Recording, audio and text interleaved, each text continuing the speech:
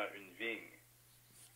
Il l'entoura d'une haie, il creusa un pressoir et bâtit une tour. Puis, il la ferma à des vignerons et quitta le pays. Lorsque le temps de la récolte fut arrivé, il envoya ses serviteurs vers les vignerons pour recevoir le produit de sa vigne.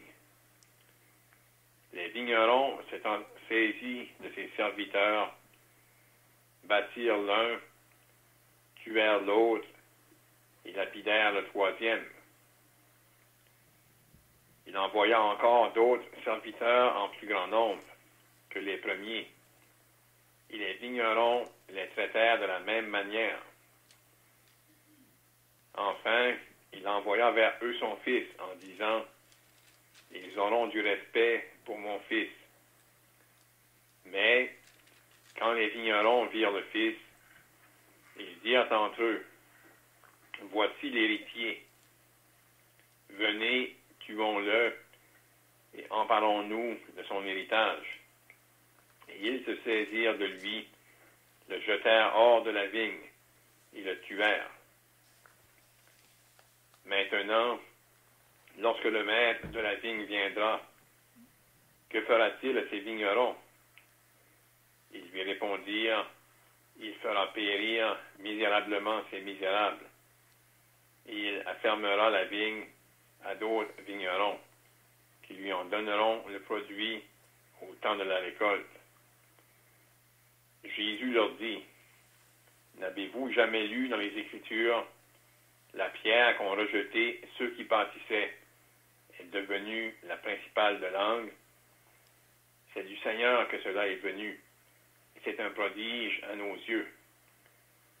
C'est pourquoi je vous le dis, le royaume de Dieu vous sera enlevé et sera donné à une nation qui en rendra le fruit.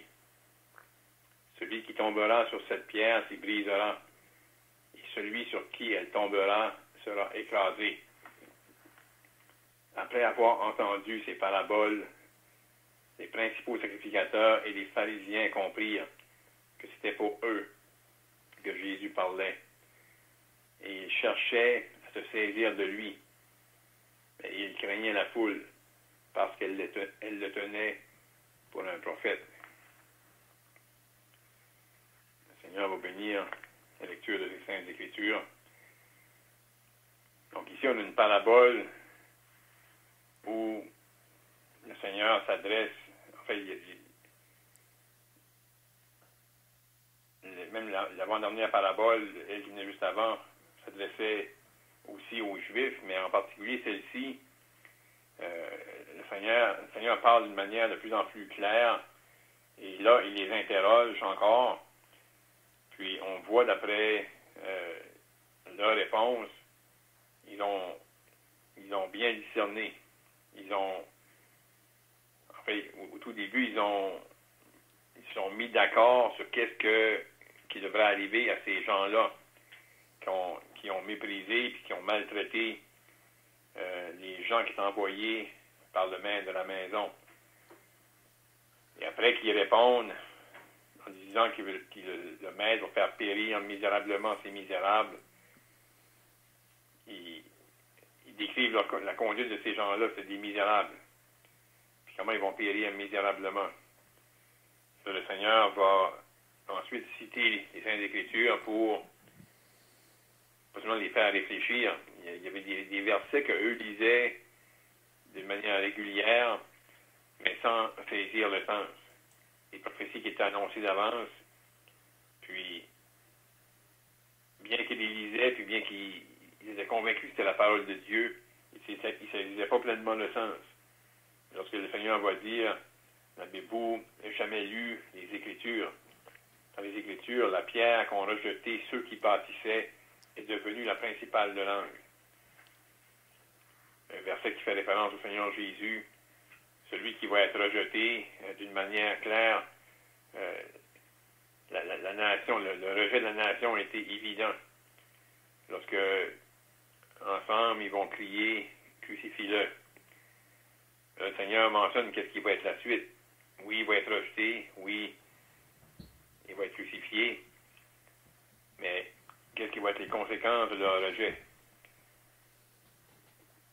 Dieu va se tourner vers une autre nation, ça nous dit. C'est pourquoi je vous le dis, le royaume de Dieu vous sera enlevé et sera donné à une nation qui en rendra le fruit. Donc là, il y a une période où le Seigneur travaille avec les nations et où Dieu s'attend d'avoir du fruit. C'est comme qu'on l'avait soulevé, même dans les semaines passées. De la même manière, Dieu s'attendait d'avoir du fruit d'Israël. Il y en a eu de quelques individus, mais comme nation, de manière générale, la nation l'a rejeté. Et là, Dieu se tourne vers les nations, vers les païens, et Dieu s'attend à avoir du fruit. On annonce que l'Évangile est fait. Il y a des gens qui vont recevoir l'Évangile, le message, puis Dieu s'attend de voir du fruit. Des œuvres dignes de la repentance. Des œuvres qui sont associées à ceux qui sont sauvés. Donc Dieu voulait voir du fruit.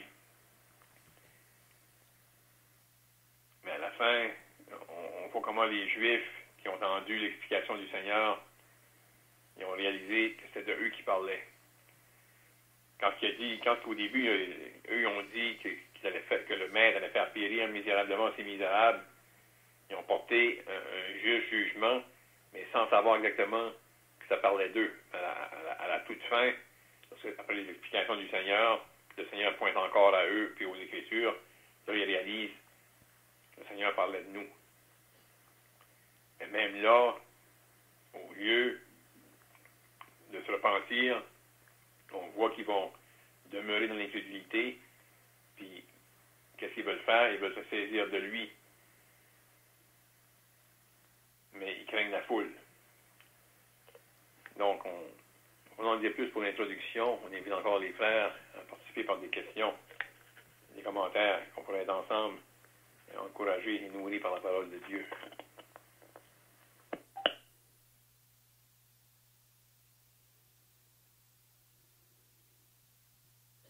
Donc, on voit que après qu'ils avaient posé la question au Seigneur, là, qui lui donnait cette autorité, ce qu'on avait vu la semaine passée, là, d'agir comme qu'il agissait, même qu'il avait rentré dans le temple pour chasser tous ceux qui se trouvaient là, qui faisaient du commerce dans la maison de prière. Puis on sait que le Seigneur lui a parlé concernant Jean, mais eux n'ont pas donné de réponse, donc le Seigneur nous a dit, moi non plus, je ne vous dirai pas par quelle autorité je fais ces choses.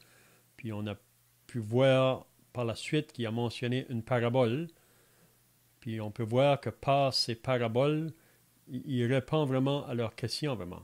Mais au travers des paraboles, dans le but qu'ils vont vraiment comprendre que c'est à eux qu'il parle. Donc, on avait vu la semaine passée la parabole des deux fils. Aujourd'hui, on voit la parabole des vignerons. Puis la semaine prochaine, probablement qu'on verra la parabole des noces au chapitre 22, à partir du verset 1. Donc ici, quand on vient concernant la parabole des vignes,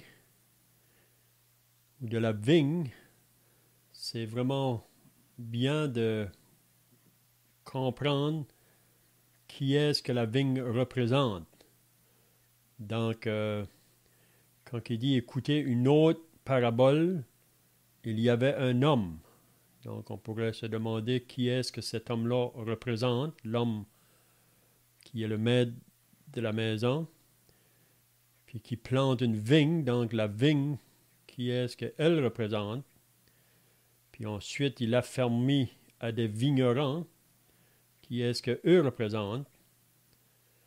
Puis là, on voit par la suite, là, qu'est-ce que le maître va vouloir avoir de cette vigne-là. Là. Et il va s'en aller, mais il s'attend qu'il va récolter du fruit de cette vigne-là. Donc, quand Dieu appelle des personnes à lui, il s'attend que nous allons lui donner du fruit. Puis comme le frère vient de dire, encore aujourd'hui, nous qui sommes associés à la nouvelle alliance, qui sommes le peuple de Dieu, qui est l'Église. Donc Dieu s'attend de nous que nous portions du fruit pour lui. On voit ça dans Jean au chapitre 15, là. Quand le Seigneur dit, moi je suis le vrai cep, mon Père est le vigneron, vous êtes les sarments. Donc, il veut avoir du fruit de ceux qui lui appartiennent. Mais qu'est-ce qu'on va voir dans cette parabole ici, en parlant d'Israël, qui était le peuple choisi de Dieu sous l'ancienne alliance, il attendait du fruit de ce peuple-là. Ce peuple-là devrait être un témoignage pour toutes les nations alentour. Donc, pour comprendre vraiment cette parabole ici, là, si on lit Isaïe au chapitre 5, vous allez voir là qu'il parle concernant une vigne qu'il a plantée, puis cette vigne-là, c'est vraiment Israël. Il attendait du fruit de ce peuple-là, mais il n'a pas eu de fruit. Il n'a pas eu de fruit. Puis si vous lisez Isaïe 5, vous allez voir à plusieurs reprises, le prophète prononce un jugement sur Israël. Et malheur à vous qui appelle le bien mal et le mal bien.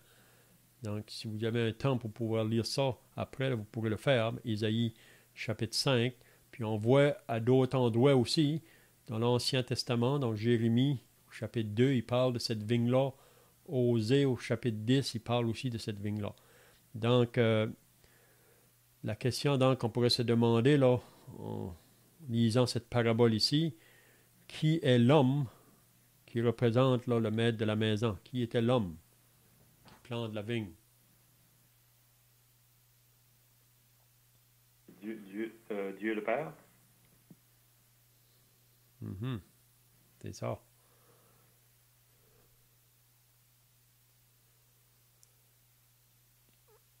Donc, Maître de la maison, ça parle de la nation d'Israël,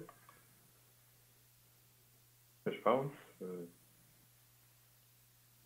oui, c'est ça. Donc, il y avait un homme, ça représente Dieu, maître de maison, qui planta une vigne. Donc, la vigne vraiment représente vraiment Israël, je vois ici.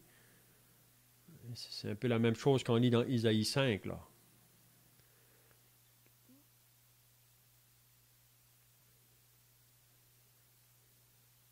Maître de la maison, ça serait-il comme maître de toute la terre? Puis il a planté une vigne en Israël.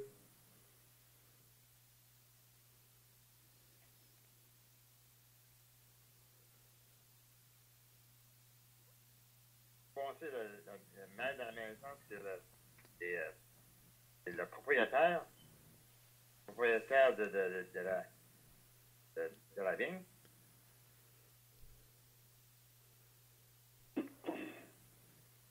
C'est ça. Je pense qu'il parle du même personnage, un homme maître de maison. Donc, ça parle du propriétaire. On dit que c'est Dieu, donc qui plante une vigne.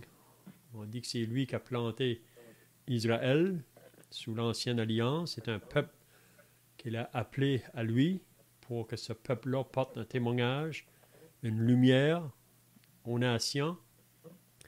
Puis on voit par la suite qu'il a pourvu tout là pour ce peuple-là, pour cette vigne-là, Israël, afin qu'elle porte du fruit. Et il mentionne, il l'a entouré d'une haie. Ensuite, ça dit qu'il creusa un pressoir et bâtit une tour, puis il l'afferma à des vignerons et quitta le pays. Donc, on peut dire que tout était là pour que cette vigne-là porte du fruit. Et il ne devait pas avoir aucune raison pourquoi qu'elle ne porterait pas du fruit. Oui. Donc, pourquoi une haie autour d'une vigne? Un peu comme la muraille qui entoure Jérusalem. Mm-hmm.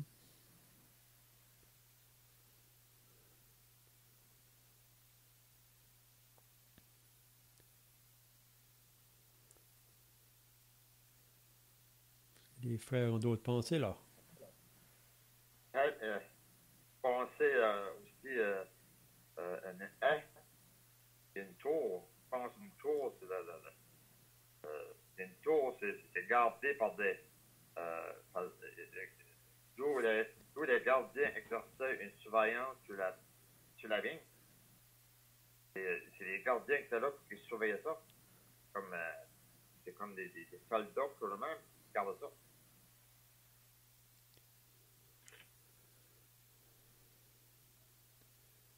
Ou des sentinelles. On sait qu'une sentinelle, c'est quelqu'un qui veille afin qu'il n'y ait pas de danger, qu'il n'y ait pas d'ennemis qui viennent pour briser la vigne.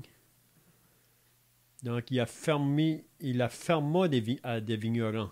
Donc, il a laissé des personnes à prendre soin de cette vigne-là. On pourrait dire les vignerons, c'est vraiment les chefs de la nation, là.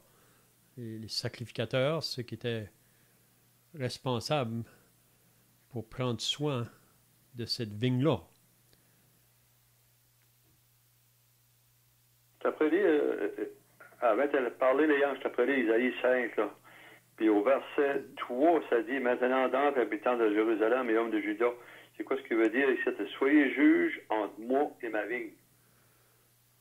Oui, c'est ça. Donc, c'est eux qui étaient responsables, on pourrait dire, pour prendre des décisions à propos de sa vigne. C'est eux vraiment qui étaient responsables d'enseigner le peuple. Puis on pourrait penser ici, quand il dit qu'il l'entoura d'une haie, on pourrait juste peut-être faire une application. La haie, ça peut représenter la loi que Dieu a donnée à Israël. La loi vraiment était comme une garde pour les autres. Puis s'ils allaient obéir la loi, on voit la bénédiction qu'il va leur être donnée. Mais s'ils désobéissent, c'est la malédiction. Puis c'est vraiment le chemin qu'Israël a pris, vraiment, un chemin de désobéissance. Donc, c'est pour ça que Dieu a jugé Israël, déjà, dans le passé. Puis on voit que même ici, longtemps plus tard, c'est sûr qu'on va voir par la suite, là, quand il va envoyer son fils, donc le Seigneur va encore annoncer un jugement sur Israël en 100 ans, là. Oui. Donc, à cause de leur désobéissance, Dieu devra juger. Puis c'est ça qu'on voit par la suite, là, c'est qu'est-ce qu'ils vont faire avec les serviteurs que Dieu envoie vers eux autres. Les serviteurs, vraiment, c'est les prophètes que Dieu va envoyer. À cause que le peuple s'est éloigné, donc Dieu envoie les prophètes pour les ramener de nouveau, et pour qu'ils se repentent de leur éloignement, là. Mais qu'est-ce qu'ils vont faire avec les prophètes? C'est ça qu'on voit par la suite, là. Parce qu'au verset 7, il continue, et les hommes de Juda, c'est le clan qu'ils chérissaient. Ils avaient espéré de la droiture, et voici du sang versé. Donc, son peuple avait, comme tu dis, il avait été éloigné de l'Éternel. Puis, ils ont versé le sang de la justice, et voici des cris de détresse. Donc, c'est ça que son peuple a fait. Mm-hmm. Et puis si tu lis plus loin là, dans Ésaïe 5, là, tu vois là, plus loin qu'il dit là, que ma vigne, c'est la maison d'Israël. Hein? Même si on va dans Osée 10, il dit Israël était une vigne féconde qui rendait beaucoup de fruits. Et donc, on pourrait dire qu'elle a bien commencé, mais ensuite, elle s'est détournée. Puis ils ont été très loin. Qu'est-ce qui est arrivé? Ils sont allés vers des faux dieux. Puis quand on va vers les faux dieux, ça nous amène à toutes sortes de vies de débauche. Parce que si vous lisez dans Ésaïe 5, par la suite, là, comme je disais tout à l'heure, il y a plusieurs fois qu'il dit malheur, malheur. Et à vous, qui appelle le bien mal ou le mal bien, il mentionne plusieurs choses là, dans lesquelles Israël était tombé dedans, dans une vie de péché. Hein? Mm-hmm. Parce que même au verset 10, il dit même 10 arpents de vigne ne produira qu'un bat. Donc, c'était vraiment un malheur, comme tu dis, qui avait tombé sur eux autres. Mm-hmm.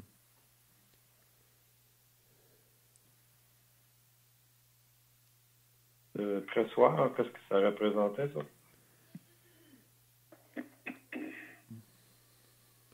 Le pressoir, vraiment, c'est là où on produit le jus, on pourrait dire. Là.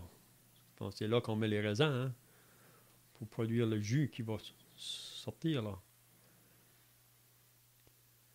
Mais c'est comme je disais, ici, vraiment, si on l'applique là, à une vigne, c'est que Dieu, pour Israël, avait tout pourvu, vraiment, pour son bien-être. Là. Il y avait toute la provision nécessaire pour porter un témoignage pour Dieu, porter du fruit pour Dieu, mais il se sent égaré, éloigné.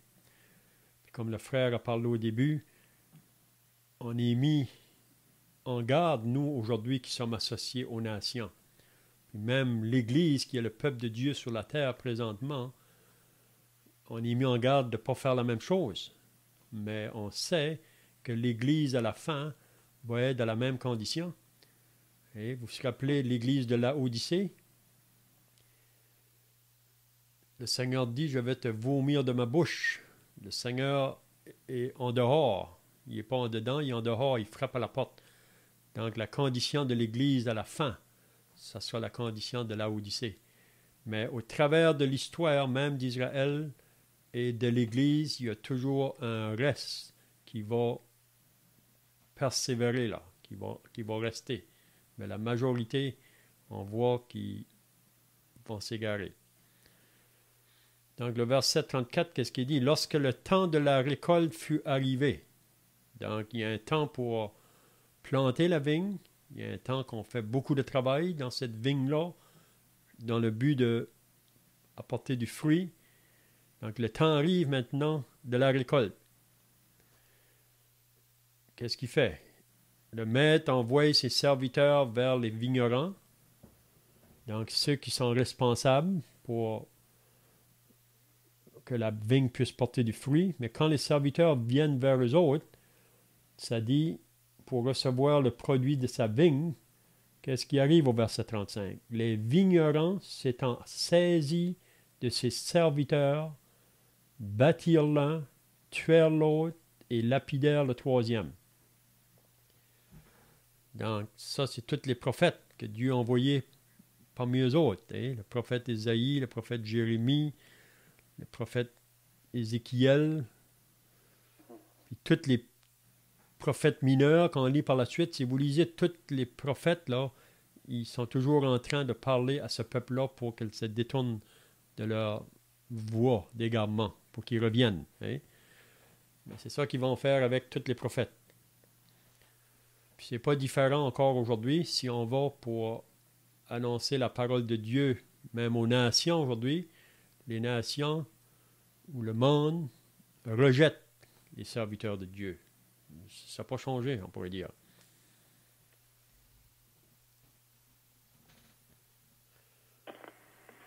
On voit à travers ça comment Dieu a été patient. Parce que il envoie des serviteurs pour, au temps de la récolte, pour recevoir le fruit de sa vigne. Puis là, il ne peut pas le recevoir. Ses serviteurs sont battus, sont lapidés, tués. Il en envoie d'autres en plus grand nombre. Puis ça, comme notre frère Léon vient de le dire, ça s'est fait. Qui a envoyé des prophètes pour parler à Israël à travers les siècles. Puis, jusqu'au temps qu'il il envoie son fils. Puis, ils ne vont pas avoir plus de respect. On lit dans l'Épître aux Hébreux qu'est-ce qui est arrivé à des hommes de la foi, comment ils ont été torturés, lapidés, sciés. Mais là, le Fils vient, puis ils vont pas avoir plus de respect pour lui. C'est comme si ils ont totalement oublié que où est-ce qu'ils se trouvaient, eux, en Israël. C'est Dieu qui les avait amenés là, c'est Dieu qui avait permis qu'eux possèdent ce pays-là, puis Dieu attendait de recevoir du fruit pour sa gloire. Mais il n'en a pas reçu.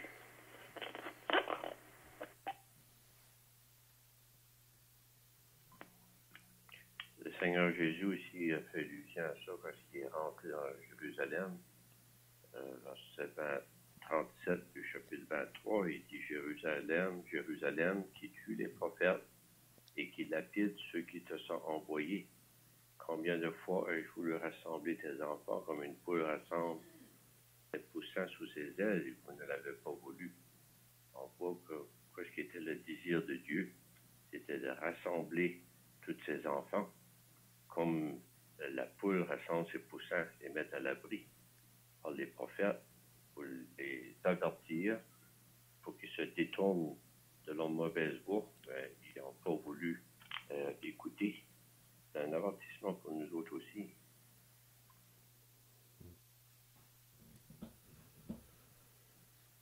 On sait que On peut Dieu... penser que avant d'envoyer le Fils, ils ont envoyé plusieurs serviteurs. Je dirais moins haut placés. Ils ont envoyé les autres. Là, ils ont envoyé, après ça, ils ont envoyé le Fils. Ça peut penser qu'ils ont envoyé ils ont envoyé le Seigneur Jésus voir son propre Fils. Il l'avait traité comme les autres, puis encore. Ils ont dit tout le monde là, l'héritage de Saradou. Ça, puis on voit Israël, là. Vous savez que Dieu a parlé par les prophètes. On voit comme Isaïe, Jérémie, Ézéchiel. Il leur annonce vraiment le jugement qui va venir, là, à moins qu'ils se repentent. Mais ils ne vont pas se repentir. Donc, c'est quand que Dieu va envoyer le roi babylonien, le Nebuchadnezzar, attaquer Israël. Puis c'est là qu'ils vont être en captivité pendant 70 ans. Là. Ça, c'est vraiment le jugement de Dieu sur eux autres. Ils vont être dans la captivité.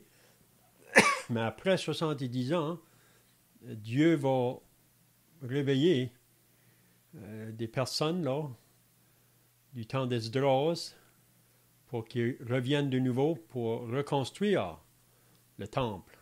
Et on sait que dans le temps d'Esdras, ils ont recommencé à construire, mais à cause de la persécution, ils sont arrêtés là. Mais on voit ensuite qu'il y a Néhémie qui vient pour la muraille, mais ce peuple-là va revenir, mais il va encore retomber dans la même condition qu'ils étaient. Puis si vous lisez Malachie, le dernier des prophètes avant le Nouveau Testament, c'est pas drôle vraiment. Quand on lit Malachie, là, si vous liriez juste le chapitre 1, vraiment, Israël était tellement loin de Dieu, il y a 400 ans qui va passer là, entre Malachie et le Nouveau Testament. Donc Israël continue toujours à pratiquer leur pratique religieuse, et ils vont dans le temple, ils continuent, mais tout ce qu'il fait vraiment, ça déshonore Dieu plutôt. Et c'est juste du formalisme, et ils sont très loin de Dieu. Donc, quand on arrive dans le Nouveau Testament, donc c'est là qu'il va envoyer son Fils. Le dernier prophète à venir avant Jésus, c'est Jean-Baptiste. Et Jean-Baptiste avait été prophétisé par Ésaïe 700 ans avant. Et qui allait venir comme celui qui est la voix qui crie dans le désert pour préparer le chemin du Seigneur. Donc Jean-Baptiste est venu, lui aussi a été décapité. On lui a coupé la tête parce qu'il disait la vérité à Hérode. Hérode vivait avec la femme de son frère. Donc il a été décapité, Jean-Baptiste. On lui a coupé la tête. C'était à la fête d'Hérode. La fête est terminée avec la tête du prophète sur le plat. Mais là, Jésus vient. Oui. Donc, on est rendu au verset 40. Là. Maintenant, lorsque le maître de la vigne viendra, que fera-t-il à ses vignerons? Donc, c'est après qu'ils vont tuer le Fils. Ils vont le jeter en dehors de Jérusalem. Ils vont le mettre sur la croix. Donc, qu'est-ce que le maître va faire à ces vignerons? Puis comme notre frère a mentionné tout à l'heure, les pharisiens ont donné une bonne réponse ici, sans réaliser qu'il parlait pour eux directement. Ils lui répondirent, il fera périr misérablement ces misérables. Et il affermera la vigne à d'autres vignerons qui lui en donneront le produit au temps de la récolte. Donc, à d'autres, pour moi, ça comprend ceux parmi les nations, puis ça va être au travers de l'Église, vraiment. À travers de ceux qui vont être sauvés. C'est à travers des autres qui vont avoir du fruit. Oui.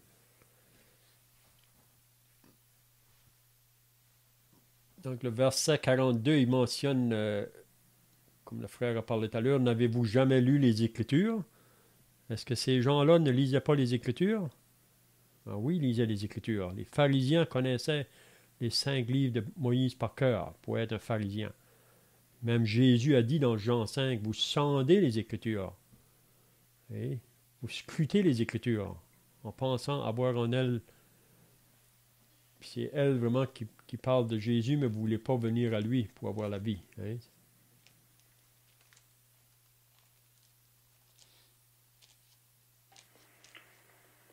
Dans Luc, au chapitre 13, il y a une autre parabole qu'on peut relier. C'est une petite parabole qu'on peut relier avec ce qu'on a lu ce soir. La parabole du figuier. Ça mentionne un homme avait un figuier planté dans sa vigne. Il vint pour y chercher du fruit et il n'en trouva point.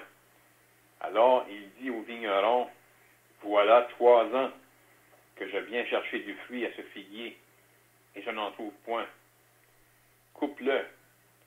Pourquoi occupe-t-il la terre inutilement? Le vigneron lui répondit, Seigneur, laisse-le encore cette année. Je creuserai tout autour, j'y mettrai du fumier. Peut-être à l'avenir donnera-t-il du fruit.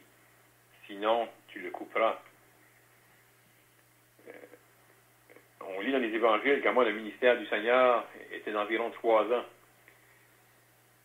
Puis, on a déjà entendu comment certains interprètent cette parabole-là avec la période après la crucifixion jusqu'au temps où on a lapidé Étienne. Il y avait encore un temps après la crucifixion, après que le Seigneur ait ressuscité, monté aux cieux, qu'il y avait encore un temps, on pourrait dire un temps de grâce envers les Juifs, puis les apôtres évangélisaient surtout les Juifs, avant que ça se tourne vers les païens.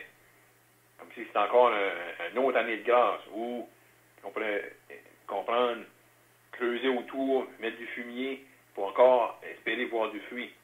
Mais éventuellement, ça mentionne de le couper.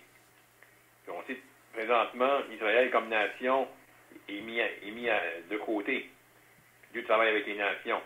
Mais la racine est encore là. Puis éventuellement, ça va produire du fruit au retour du Seigneur. Parce qu'ils vont se convertir, un reste de la nation va se convertir.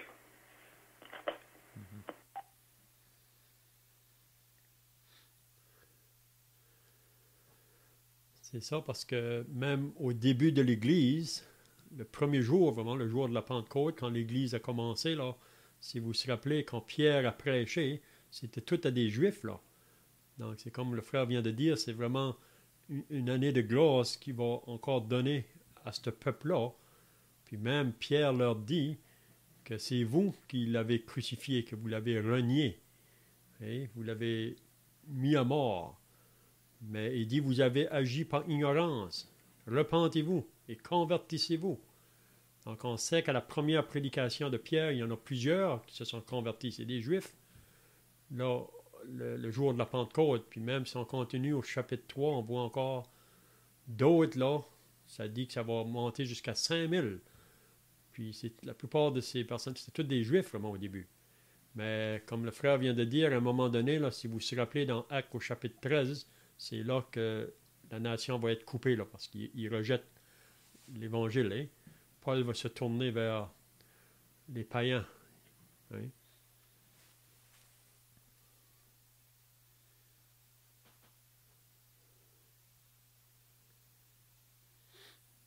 Donc la pierre qu'ont rejeté ceux qui bâtissaient est devenue la principale de langue. Donc la pierre qu'ils ont rejetée, c'est vraiment Jésus, là. Ceux qui l'ont rejeté, c'est ceux qui étaient à la tête du peuple. Ils n'ont pas reconnu cette pierre-là. C'est du Seigneur que cela est venu. Et c'est un prodige à nos yeux. Peut-être qu'on peut finir là la parabole. C'est pourquoi je vous le dis, le royaume de Dieu vous sera enlevé et sera donné à une nation qui en rendra le fruit. Donc, c'est comme qu'on a dit tout à l'heure, vraiment, la nation qui va en rendre le fruit, c'est vraiment ceux qui vont croire à l'Évangile là, pour être sauvés, puis qui vont porter du fruit pour lui. C'est ça qu'on a appelé aujourd'hui nous qui sommes sauvés, c'est de porter du fruit pour lui. Donc là, il va dire, celui qui tombera sur cette pierre s'y brisera. On voit la même pensée là, dans 1 Pierre, au chapitre 2, là, il nous dit la même chose un peu. Celui qui tombera sur cette pierre s'y brisera, et celui sur qui elle tombera sera écrasé. Donc ceux qui vont refuser de se convertir, de se tourner vers le Seigneur Jésus, ils vont être sous le jugement de Dieu. Après avoir entendu les paraboles, les principaux sacrificateurs et les pharisiens comprirent. Donc notre frère a mentionné aussi au début. Ils ont compris que c'était d'eux que Jésus parlait. Donc ils sont bien conscients que Jésus est vraiment en train de dire que cette nation-là va être sous le jugement. Puis vous savez qu'en 70 après Jésus-Christ, les Romains ont détruit vraiment la ville de Jérusalem. Le jugement de Dieu est venu en ce temps-là. Ça, c'est juste comme une préfigure de qu'est-ce qui va arriver vraiment là, à la fin aussi. Là. Ils cherchaient à se saisir de lui. Donc ici, ils ne peuvent pas supporter ce langage-là. Parce que Jésus amène un jugement sur les autres, mais ils ne peuvent pas le supporter. Ils voulaient se saisir de lui, mais il y avait crainte de la foule parce qu'elle tenait Jésus pour un prophète. Oui. Donc, je ne sais pas si les frères ont d'autres choses à ajouter. On peut penser la pierre. Là. Il me semble que M. Well avait parlé là-dessus un peu. C'est qu'il avait bâti une grosse tour, puis ça, il dit qu'il alliance ça en bateau sur le même, si je me trompe pas. Puis il y a une pierre qui tombe à l'eau. Alors, ils vont dire, laisse faire, on va en mettre. Mais cette pierre-là, quand ils ont été pour construire, quand ça m'a rendu grand, il en manquait une pierre. C'était elle qui avait tombé à l'eau. C'est là que il me semble que M. Well qui parlait dessus d'ailleurs, parce que c'était ça, parlait de ça? Oui, tu sais, quand ils ont construit le temple, c'est la pierre du coin. Quand ils ont eu cette pierre-là, ils ne pouvaient pas voir jusqu'à pouvait fitter, donc ils ont pensé qu'elle n'était pas bonne, ils l'ont jetée.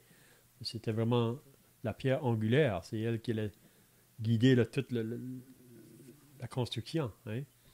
C'est ça. Donc on voit ça dans 1 Pierre, je vais juste vous lire ce qu'il dit dans 1 Pierre. Là. Il dit, « Voici, je mets en Sion une pierre angulaire, choisie, précieuse, et celui qui croit en elle ne sera point confus.